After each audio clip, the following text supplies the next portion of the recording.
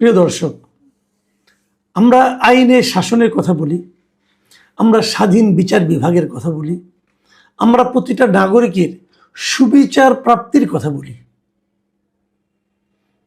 এবার আমি একজন ব্যক্তির নাম উল্লেখ করি। তিনি হচ্ছেন ডক্টর সেলিনা হায়াৎ আইভী, নারায়ণগঞ্জ সিটি কর্পোরেশনের মেয়র। শুরু থেকে উনিই মেয়র। সিটি কর্পোরেশন যবে থেকে হয়েছে তবে থেকেই উনি মেয়র, এবং এর আগে যখন পৌরসভার চেয়ারম্যান ছিলেন। সেলিনা হায়াৎ আইভী, ওনার বাবা বংশানুক্রমিকভাবে ওনারা আওয়ামী লীগের রাজনীতির সঙ্গে জড়িত। কিন্তু নারায়ণগঞ্জের আওয়ামী লীগের নেতা বলতে যা বোঝায়, মানে আওয়ামী লীগের শাসন আমলে, সেটা কি সেলিনা হায়াৎ আইভী ছিলেন?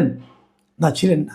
আপনারা সবাই জানেন, নারায়ণগঞ্জের দৌড়দণ্ড প্রতাপে রাজত্ব করত আওয়ামী লীগের মাসলম্যান হিসেবে যিনি পরিচিতি লাভ করেছিলেন সারা দেশে, সেই শামীম ওসমান। এবং এই শামীম ওসমানের সঙ্গে সেলিনা হায়াৎ আইভীর বিরোধ ছিল মোটামুটি সবসময়। শামীম ওসমান আওয়ামী লীগের প্রার্থী হয়েছেন, আওয়ামী লীগ মনোনীত প্রার্থী হয়েছেন সিটি কর্পোরেশনে মেয়র পদের জন্য। তার সঙ্গে সেলিনা হায়াৎ আইভী নির্বাচন করে জনগণের ভোটে জিতেছেন। সেলিনা হায়াৎ আইভীকে কিন্তু আওয়ামী লীগ মনোনয়ন দেয়নি। নির্বাচিত হওয়ার পর তিনি আওয়ামী লীগ ত্যাগও করেননি। কিন্তু যতদিন ওখানে শামীম ওসমান ছিলেন, ততদিন পর্যন্ত নারায়ণগঞ্জে আওয়ামী লীগ বলতে শামীম ওসমানকে বোঝানো হতো। আওয়ামী লীগের যত অনৈতিক সুযোগ সুবিধা, সেগুলি শামীম ওসমানই গ্রহণ করতেন, ভোগ করতেন, নিজের চামচাদের মধ্যে বিতরণ করতেন। এবং সরকারের আওয়ামী লীগের সেই দাপট সেলিনা হায়াৎ আইভীর বিরুদ্ধে উনি প্রয়োগ করতেন। সে বিচারে আমি মনে করি সেলিনা হায়াৎ আইভী ছিলেন আওয়ামী লীগ কর্তৃক নির্যাতিত একটা জনপ্রতিনিধি। শুরু থেকেই উনি কখনোই আওয়ামী লীগের কাছ থেকে সুযোগ সুবিধা বাড়তি কিছু পাননি, এবং সেই ক্ষমতা ব্যবহার করে উনি কোনো অনৈতিক সুবিধা পেয়েছেন এটাও কেউ বলতে পারবে না। সেই সেলিনা হায়াৎ আইভীকে অন্তর্বর্তীকালীন সরকার গত বছরের মে মাসে, মানে ঠিক আজকে থেকে 1 বছর আগে, ওনাকে গ্রেফতার করেছে। তার বিরুদ্ধে মামলা, উনি কোনো হত্যা মামলা আসামি। হত্যা মামলা কি? এই যে জুলাই আন্দোলনের সময় যে মামলাগুলি, যে হত্যাকাণ্ডগুলো হয়েছে, হত্যা অথবা হত্যা প্রচেষ্টার যে মামলাগুলি হয়েছে, যে ঘটনাগুলি ঘটেছে, সেগুলোর যে মামলা, গণমামলা হয়েছে, গণহারে মামলা হয়েছে মানুষকে হয়রানি করার জন্য, সেরকম একটা মামলায় প্রথম ওনাকে আসামি করা হয়, এবং তারপর একটা করে জামিন পান। আবার অন্য একটা মামলায় শোন অ্যারেস্ট দেখানো হয়, আবার জামিন পান, আরেকটা মামলায় আসামি দেখানো হয়। এইভাবে একে একে ওনার বিরুদ্ধে 12টা মামলা করা হয়েছে। মানে কত বড় দাগে আসামি দেখেন, যিনি 12টা মামলার আসামি, এবং এর মধ্যে হত্যা মামলা, হত্যা প্রচেষ্টা মামলা, তারপরে পুলিশের বিরুদ্ধে, পুলিশের কাজে, সরকারি কাজে বাধা দেওয়ার মামলা। মানে অপরাধের আর শেষ নাই। কে করেছে? সরকার পক্ষ করেছে। আবার বিপরীত দিকে যখন একটা জামিন পান, অন্য মামলা, এমন মামলায় ওনাকে আসামি দেখানো হয়েছে যেখানে আসামি যে ওনার নাম নাই, ওনার নামই নাই এখানে। তাহলে কি ওই যে থাকে না শেষ দিকে যে অমুকে আসামি, তমুকে আসামি, তমুকে আসামি, আরো অন্যান্য আরো অনেকে আছে না? এখন একজন মেয়র, উনি আসামি হয়েছেন আরো অনেকের কোটায়। মানে উনি এত বড় আসামি যে ওনাকে কেউ বাদী চিনেও নাই, উনি আরো অনেকে, সেরকম আসামি উনি হয়েছেন, জেলে পড়ে আছেন। আজকে এটা একটা খবর আছে, এই জন্য আমি আজকে অনুষ্ঠানটা আলোচনাটা করছি। এই কারণে আজকে সর্বশেষ একটা খবর পাওয়া গেছে, খবরটা আমি একটু পরে বলতেছি আপনাদেরকে। এটা হলো এক ধরনের শোন অ্যারেস্ট, মানে একটা মামলার জামিন হলো, সঙ্গে সঙ্গে আরেকটা মামলা দেখানো হলো। আবার বিপরীত দিকে যে কাজটা হয়েছে, যখনই একটা মামলা জামিন হয়েছে তখনই সরকার পক্ষ প্রবল বিক্রমে ওনার ব্যাপারে আপিল করেছে, না জামিন দেওয়া যাবে না। সরকারের নিযুক্ত যারা উকিল আছেন, পিপি বলেন অথবা অ্যাটর্নি জেনারেল বলেন অথবা অ্যাটর্নি জেনারেল অফিস বলেন, সরকার পক্ষ আর কি। আচ্ছা, সরকার পক্ষ জিনিসটা কি বলেন তো? সরকার মানে জনগণের পক্ষ। সরকার তো জনগণ। এই লোকগুলি যে বেতন হয়, যে সরকার পক্ষে যারা উকিল, পিপি, এপিপি যারা আছেন, অথবা যারা আপনার ওই অ্যাটর্নি জেনারেল হন, ডেপুটি অ্যাটর্নি জেনারেল হন, যারা হন, এদের বেতনটা কিন্তু আমার আপনার টাকায় হয়। তো আমি আপনি চেয়েছি যে সেলিনা হায়াৎ আইভীর জামিন হওয়া উচিত না, অতএব আমরা যে আপিল করলাম, আমি তো করতে পারবো না, আমার হয়ে ওই অ্যাটর্নি জেনারেলের অফিস যে আপিল করতেছে, আপিল করেছে, হাইকোর্টে জামিন হয়েছে, হাইকোর্টের বিচারক জামিন দিয়েছে, বিশাল ক্ষতি হয়ে যাবে এখন সরকারের। আবার তারা যে আপিল করেছে সুপ্রিম কোর্টে। এই যে এই যে ঘটনাগুলি হয়, সুপ্রিম কোর্ট আপিল করতে গেলে আবার প্রথমে একটা আপিল করার জন্য অনুমতি চাইতে হয়, এই অনুমতি চাইতে গেছে। এই যে ঘটনাগুলি ঘটেছে একের পর এক ঘটতে থেকেছে।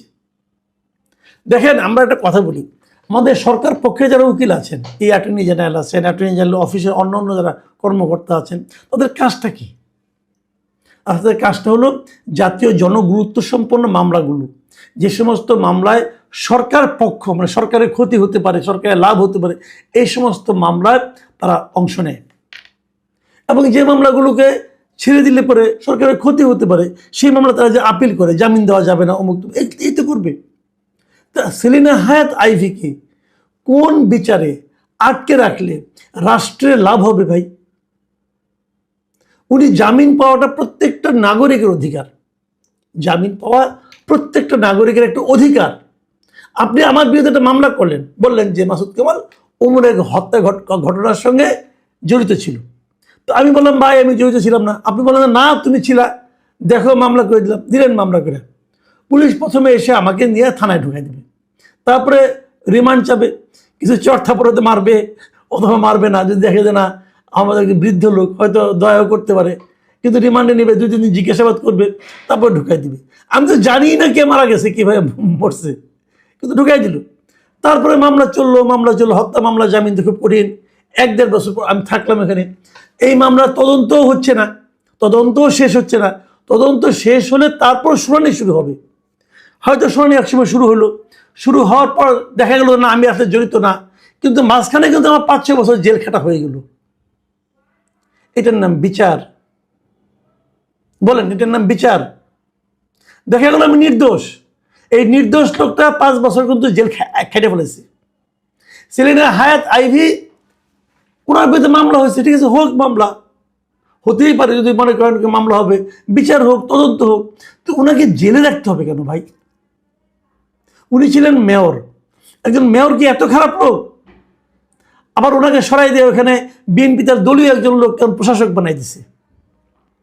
একজন নির্বাচিত লোককে সরিয়ে বিএনপি তার দলীয় একজন লোককে প্রশাসক বানিয়েছে। এই দলীয় যে লোকটা, এই ভদ্রলোক কিন্তু এই সেলিনা হায়াৎ আইভীর বিরুদ্ধে ইলেকশন করেছিলেন, একবার মেয়র পদে শোচনীয়ভাবে হেরেছেন। জনপ্রিয়তম লোকটাকে সরিয়ে, যিনি তাকে যে হেরেছেন, তাকে নিয়ে বানাইছে প্রশাসক। ওই লোকটারই বা কি লজ্জা শরম কিছু নাই যে আমি কিভাবে মেয়র হই, আমি কিভাবে প্রশাসক হই? আমাকে দেখলে জনগণ প্রত্যাখ্যান করেছিল, হয়ে গেছেন, সুযোগ সুবিধা সম্মান কত কিছু পাবেন। এটার নাম কি আইনের শাসন? আমরা কি এই আইনের শাসন চেয়েছিলাম?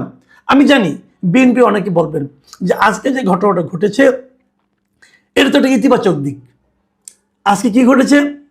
আজকে তার বিরুদ্ধে যে 12টা মামলা, প্রথম দফায় 5টা মামলা, তারপরে দফায় আরও 5টা মামলা। তো প্রথম যে 5টা মামলা ছিল, সেই মামলাগুলোর হাইকোর্ট থেকে যে জামিন দেওয়া হয়েছিল, সেই জামিনের রায়টা আপিল বিভাগ বহাল রেখেছে। আর দ্বিতীয় দফায় যে 5টা মামলা ছিল, সেই মামলাগুলোর হাইকোর্ট থেকে জামিন দিয়েছিল, কিন্তু হাইকোর্টের সেই জামিনের আদেশ প্রত্যাহার করে সুপ্রিম কোর্টকে আপিল করা হয়েছিল। এবং সুপ্রিম কোর্ট বলেছে যে এই সংক্রান্ত রুলগুলি যেটা আছে হাইকোর্টে নিষ্পত্তি করতে বলছে আপিল বিভাগ। তাহলে আলটিমেটলি কিন্তু ওই 5 মামলাতেও ওনার জামিনটা বহাল থাকলো। তো এই 10 মামলায় ওনার জামিন বহাল থাকছে। আর যে 12টা মামলা, আর যে 2টা মামলা আছে, এই বাকি 2 মামলায় আইভী এরই মধ্যে হাইকোর্ট থেকে জামিন পেয়েছে। এই জামিনও স্থগিত চেয়ে রাষ্ট্রপক্ষ আপিল বিভাগে আবেদন করেছে, কিন্তু সেগুলো এখনো চেম্বার আদালতের কার্যতালিকায় আসেনি। কার্যতালিকায় আসলে চেম্বার আদালত কি রায় দেয় যদি স্থগিত করে দেয় তাহলে স্থগিত হবে, আর যদি রায় না দেয় তাহলে স্থগিত হবে না। তার মানে যেহেতু চেম্বার আদালতের কার্যতালিকায় আসেনি, তাহলে হাইকোর্টের রায়টাই কিন্তু এখন পর্যন্ত কার্যকর আছে। এর মানে হচ্ছে সেলিনা হায়াৎ আইভীর বিরুদ্ধে যে 12টা মামলা ছিল, 12টা মামলাতে সে আসলে এখন জামিন পেয়েছে। এখন জামিন যদি পেয়ে থাকে তাহলে কি ওনার কারামুক্তি হবে? আইন বলে তার কারামুক্তিতে এখন আর কোনো বাধা নেই। বাস্তবে কি ঘটবে দুদিন যাক আমরা বুঝতে পারবো। একটা জিনিস হলো কি জানেন, আদালতে জামিন আদেশ পাওয়ার পর যখন জেল গেটে যায় তখন দেখা যায় তাকে আরও একটা মামলায় শো নোটিশ দেখানো হয়েছে। তো আমরা এগুলো দেখেছি।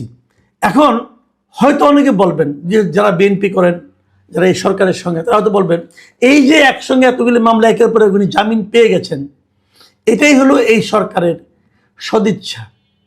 এই সরকার এর মাধ্যমে প্রমাণ করতে চেয়েছে যে আইনকে তারা বাধা দিচ্ছে না, আইনকে আইনের মতো করে চলতে দিচ্ছে। এই যদি তারা এই যুক্তিটা দেয় আমি মেনে নেব, কিন্তু মানব শর্ত সাপেক্ষে। সেই শর্ত সাপেক্ষে হলো যে জেল গেটে ওনার নামে আবার অন্য কোনো মামলায় অ্যারেস্ট দেখানো হয় কিনা সেটা দেখার পর আমি প্রত্যাশা করি সেরকম কিছু হবে না। আর যদি হয় তাহলে তো বোঝাই গেল। আর দ্বিতীয় যে কথাটা আমার, যে এই ধরনের জামিনের মামলায় এত বারবার আপিল করতে হবে কেন? এই জিনিসটাও ভাই আমি বুঝি না। একজন নারী, উনি একজন সম্মানিত ব্যক্তি, এতবার উনি সিটি কর্পোরেশনের মেয়র হয়েছেন, এতবার উনি পৌরসভার চেয়ারম্যান হয়েছেন, এবং ওনার এলাকার ওনার জনপ্রিয়তা কতটুকু নতুন করে মাপার কোনো দরকার নাই।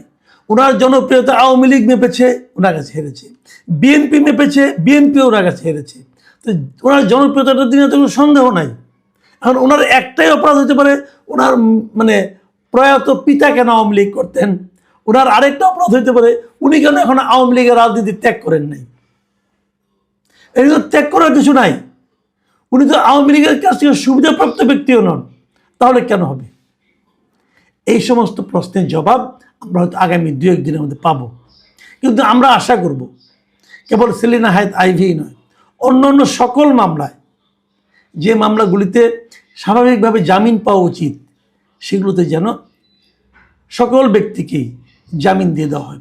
এই জামিন আটকানোর জন্য সরকারি উকিলদেরকে এত দৌড়ঝাঁপ করার কোনো প্রয়োজন আছে বলে আমি মনে করি না ভাই।